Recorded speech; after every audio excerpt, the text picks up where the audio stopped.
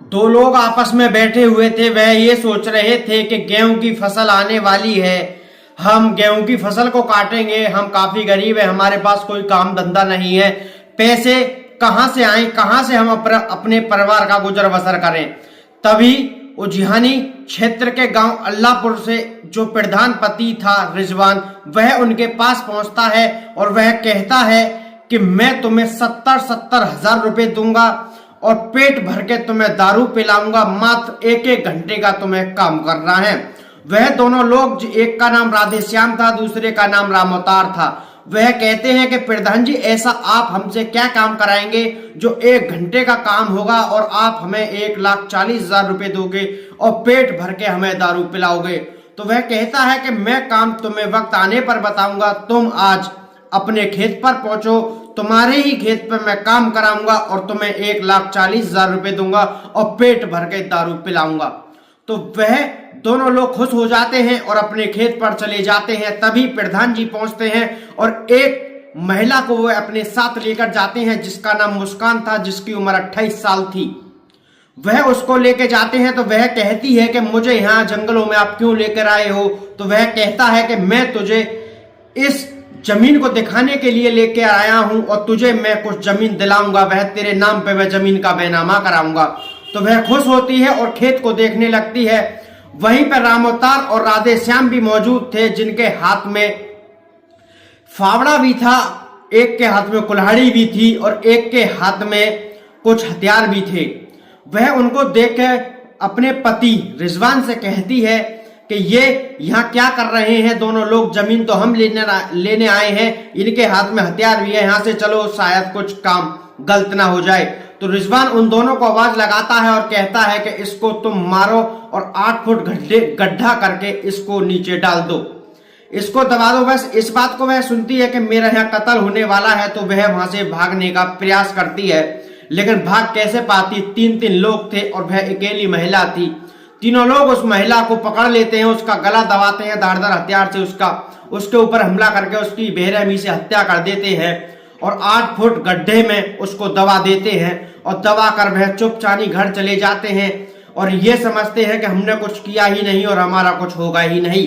नमस्कार, मैं आपका मनीष ठाकुर, आप मेरे साथ देख रहे हैं इंडिया क्राइम न्यूज। आपका स्वागत है एक और क्राइम स्टोरी में। यह कहीं और का नहीं बल्कि अपने उत्तर प्रदेश के जिला बदायूं का यह पूरा मामला है, जहां एक प्रधानपति जो कि उजियानी क्षेत्र के अल्लाहपुर का प्रधान था, वह प्रधानपति था, उसकी जो पत्नी थी वह प्रधान थी। वह एक प्रोग्राम में जाता है जहां मुस्कान नाचने वाली थी। वह एक नौटंकी कार्यक्रम में नाचने का काम किया करती थी। प्रधान जी एक जगह जाते हैं, पहले वह प्रधान नहीं था, जब वह एक जगह जाते हैं तो मुस्कान नाच रही थी। वह नाचते नाचते मुस्कान को पसंद करने लगता है और उससे कहता है कि तू मेरे साथ चल और इस काम को छोड़ दे, ये काम अच्छा नहीं है, जितना तेरा खर्चा होगा उतना मैं दूंगा, तू मुझसे शादी कर ले। तो वह खुशी खुशी उसके साथ चली जाती है और कहती है कि ये गंदा काम है, अगर तुम मुझे इस काम को नहीं करने दोगे और खर्चा दोगे तो मुझे कोई ऐतराज भी नहीं है तुम्हारे साथ रहने से।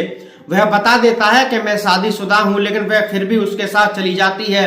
वह ये भी बताता है कि मेरे पास 2 बच्चे हैं, लेकिन वह फिर भी उसके साथ चली जाती है।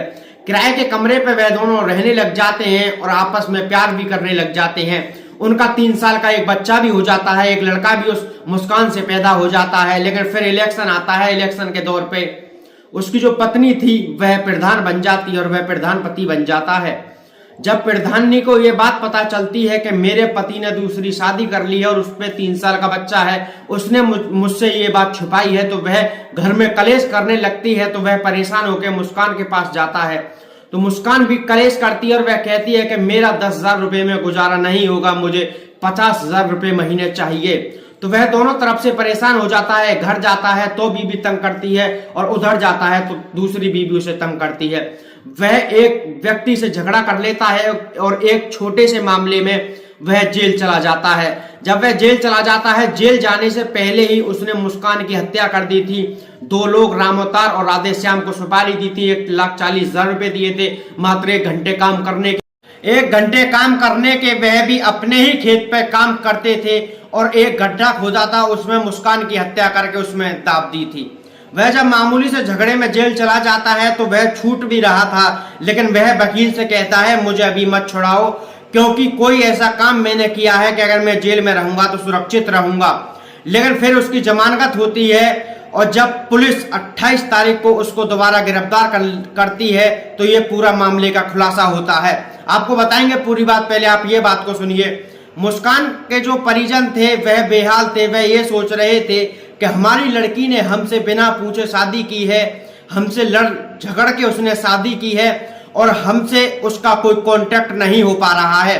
वह थाने में जाते हैं, नजदीकी थाने में जाके उसका जो मामा था जिसका नाम नूर शाहजहां था वह पहुंचता है और कहता है कि मेरी भांजी जिसकी उम्र 28 साल है, उसका 3 साल का बच्चा है जिसका नाम मुस्कान है, वह लापता हो गई है। 18 फरवरी रात 9 बजे से हमारा उससे कोई कांटेक्ट नहीं हुआ है और जो उसका बच्चा है वह रोते रोते हमारे पास आया है।